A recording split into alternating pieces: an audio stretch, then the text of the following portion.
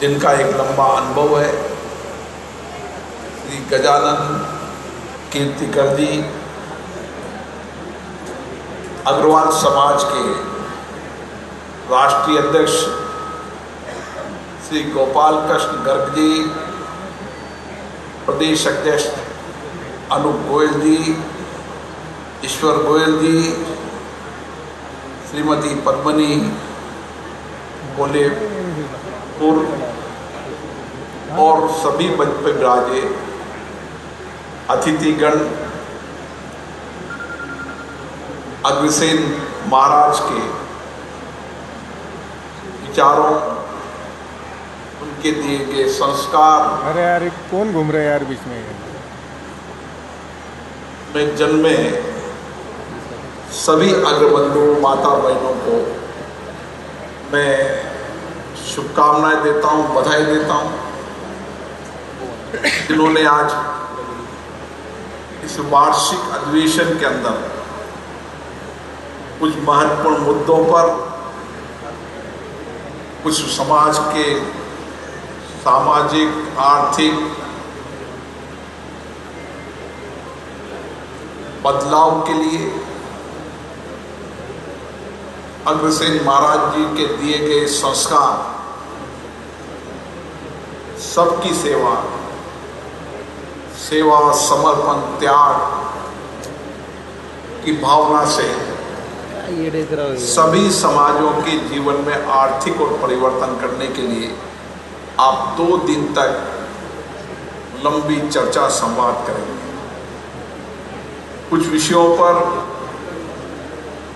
आप निर्णय लेंगे, संकल्प लेंगे और किस तरीके से जो संकल्प हमने लिए हैं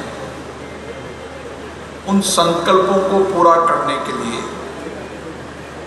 संपूर्ण समाज संगठित होकर काम करे। पूना की ये धरती बड़ी ऐतिहासिक धरती है। महाराजा छत्रपति शिवाजी की धरती। इस धरती का इतिहास स्वतंत्रता सेनानियों लोकमान्य बाल गंगाधर तिलक, वीर सावरकर, महादेव गोविंद सिंह रानडे, गोपाल कृष्ण गोखले और महात्मा फूले जैसे तमाम स्वतंत्रता सेनानियों ने सामाजिक सुधार पूर्ण की। एक वो धरती है जिसने आजादी के पहले भी एक लंबा आंदोलन किया, आंदोलन के लिए समाज को प्रेरणा दी और उसके बाद देश में उनके विचारों से आर्थिक सामाजिक सुधार में नई दिशा बनी है। पुना शहर देश का वो शहर है जहाँ देश भर का विद्यार्थी शिक्षा प्राप्त करना आता है, संस्कार प्राप्त करने आता है। चाहे तकनीकी शिक्षा हो, चाहे उच्च शिक्षा हो, चाहे स्कूल शिक्षा हो, लौकिक क्लास हो, औद्योगिक रूप से भी इस शहर की एक अपनी पहचान है। और इसीलिए अग्रवाल समाज की बड़ी जिम्मेदारी बन जाती है कि हम पूना के अंदर और पूरे महाराष्ट्र के अंदर हमारे पूर्वजों ने भी इसी तरीके से शिक्षा, चिकित्सा जैसे महत्वपूर्ण सामाजिक प्रकल्पों पर बहुत कार्य किया, क्योंकि अग्रवाल समाज एक परिश्रमी, कठोर और संस्कारी समाज है जिसने अपनी एक पहचान बनाई। महाराजा अग्रसेन जी ने उस समय के शासन पद्धति के अंदर जब युद्ध हुआ करते थे, हिंसा थी, राजा आपस में लड़ते थे, पशुओं का वध, पशुओं की बलि होती थी। एक नया दिशा शासन की दी, एक ऐसा शासन चलाया जो उस समय की परिस्थितियों से अलग था, जहां न हिंसा थी, न युद्ध था, जहां पर राज में आने वाले हर व्यक्ति को 1 रुपया 1 ईंट, मतलब निर्माण भी करे, जो बाहर से आने वाले व्यक्ति को व्यापार के लिए सहयोग शासन करे, अच्छे संस्कार हो,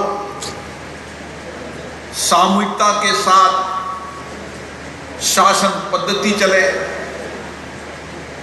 लोकतंत्र के माध्यम से शासन की पद्धति चले, जनता के परोपकार और उनकी कल्याण के लिए शासन चले। उस समय उनका विचार था। और आज 5000 वर्ष बाद भी हम अगर भगवान अग्रसेन जी के विचारों को पढ़ते हैं, उनके सिद्धांतों को समझते हैं, उनके दिए गए शासन पद्धति को समझते हैं, तो क्योंकि अग्रसेन महाराज के वंशज होने के कारण हमें भी उसी तरीके का शासन, प्रशासन और जनता के नुमाइंदों की तरह काम करने की आवश्यकता है। और इसीलिए उनके शासन के इस बदलाव के कारण उस समय के अंदर एक नई दिशा देने का अग्रसेन महाराज जी ने काम किया। और उसी कारण से जब राजाओं के राज के बाद जब अंग्रेजों का शासन आया, तो अंग्रेजों के शासन के अंदर भी अग्रवाल समाज का बहुत बड़ा योगदान रहा आजादी की लड़ाई में। आजादी की लड़ाई लड़ने वाले स्वतंत्रता सेनानियों को आप देखेंगे, कितने स्वतंत्रता सेनानी हुए जो समाज में व्यापार करते थे, उद्योग करते थे, सामाजिक सेवा में काम करते थे, लेकिन उन्होंने उस अंग्रेजी हुकूमत के खिलाफ एक जन आंदोलन शुरू किया, अंग्रेजों के खिलाफ निर्णायक लड़ाई लड़ी। और जो लड़ाई लड़ने वाले नायक थे, उन नायकों को धन से, मन से और जनता के साथ सहयोग करने के अंदर काम किया। आप कल्पना कर सकते हैं कि अंग्रेजी हुकूमत के खिलाफ कोई व्यापारी जन आंदोलन में खड़ा हो सकता है? लेकिन उस समय जब कोई को पता ना था कि अंग्रेजों का शासन जाएगा न जाएगा, लेकिन व्यापार उद्योगपति भी उन आजादी के आंदोलन करने वालों के साथ खड़े रहे और खुद ने आजादी के आंदोलन की लड़ाई लड़ी। इसलिए अग्रवाल समाज का एक बहुत बड़ा योगदान इस समाज में है। और आजादी के बाद देश के अंदर सामाजिक आर्थिक परिवर्तन के अंदर अग्रवाल समाज का बहुत बड़ा योगदान रहा। आप हिंदुस्तान के किसी गांव ढाने में चले जाओ, अगर 10 घर भी होंगे तो आपको अग्रवाल धर्मशाला मिलेगी, विद्यालय मिलेंगे, चिकित्सा केंद्र मिलेंगे, अन्न भंडार चलाएगा, कोई प्याव चलाएगा। उस समय धर्मशाला बनाने का मकसद ये था कि राहगीर जब गांव से आता तो रात को कहाँ ठहरे, उसके लिए धर्मशाला हुआ करती थी। क्योंकि सरकार के पास इतना धन नहीं था, इसलिए समाज ने कुछ मिलकर शिक्षा के मंदिर चलाए, महाविद्यालय चलाए। अभी मैं पुणे के अंदर एक महाविद्यालय से आ रहा हूँ। 1984 के अंदर 2 लोगों ने मिलकर एक छोटा पौधा लगाया, आज वर्कफोर्स बन गया। ऐसे कितने ही विश्वविद्यालय हैं, कॉलेज है, टेक्निकल कॉलेज है, अस्पताल है, विद्यालय है, धर्मशालाएं, भवन है। ये सब समाज के सामूहिक सहयोग से, सरकार के बिना सहयोग के एक शिक्षा के मंदिर चलाकर उस समय शिक्षा देना, शिक्षा से जीवन को परिवर्तन करना और शिक्षा के माध्यम से आजादी के आंदोलन की लड़ाई लड़ने के लिए प्रेरणा देना, ये काम भी अग्रवाल समाज ने किया। और उसके लिए उनका योगदान हमेशा याद है।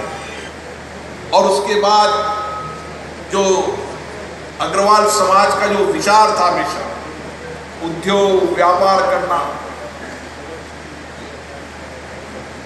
अस्पताल खोलना, वो आज भी 75 साल की इस लोकतंत्र की यात्रा के अंदर भी मुझे कई लोग मिलते हैं दिल्ली के अंदर। हम 400 बेड का कैंसर हॉस्पिटल बना रहे हैं, 300 बेड का हॉस्पिटल बना रहे हैं, 400 बेड का भवन बना रहे हैं, विद्यालय बना रहे हैं, महाविद्यालय बना रहे हैं।